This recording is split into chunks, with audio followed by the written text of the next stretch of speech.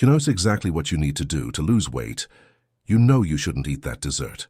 To finish your project, you know you need to sit down at that computer. To feel better, you know you need to go to the gym or even just go for a walk. You know this. So why can't you do it? Why are you sitting on that couch while one part of your brain is screaming, "Get up," but the rest of your body says, "Just 5 more minutes. Stop blaming yourself. You think the problem is laziness or a lack of willpower. You tell yourself, "I just don't have the discipline." What if that's not the problem? What if the problem is that the chemical engine for motivation in your brain is just broken? That chemical is called dopamine. And today, we're going to talk about how to fix that engine. There's a huge misunderstanding about dopamine. Most of us think it's the happiness hormone. It's not. It's not the success or satisfaction hormone either.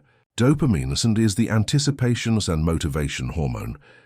Dopamine is the fuel that gets you off the couch. It's the force that creates the expectation. If I do this, something good will happen. It's the power that makes you take action.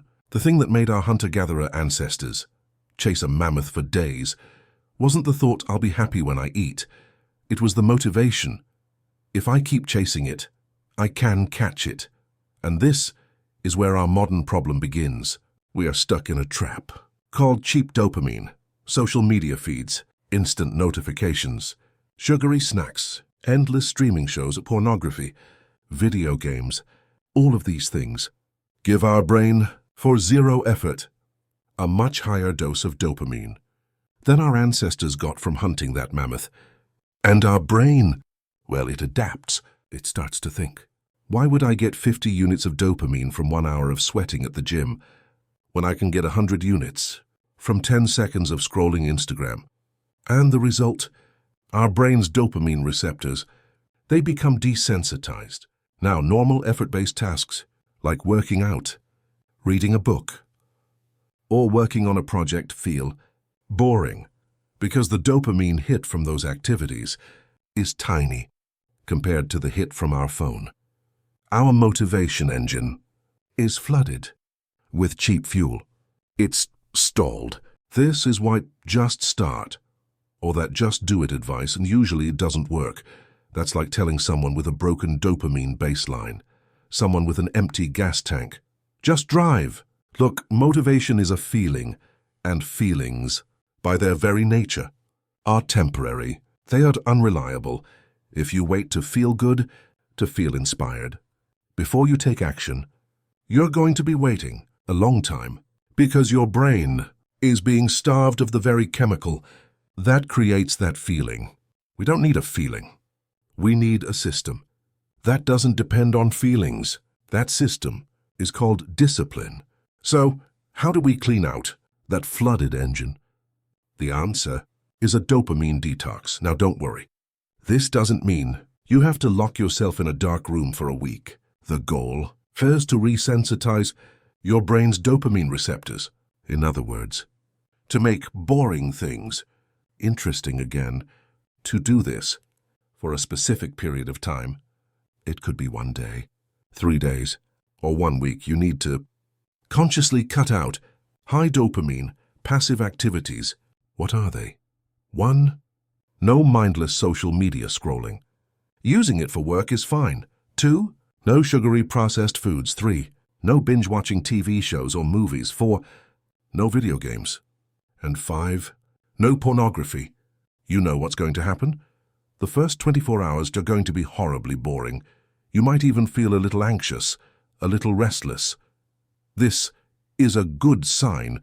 That is your brain having a tantrum. It's screaming, "Where's my fuel? Give me my daily high dose." And right at that peak of boredom, something magic happens.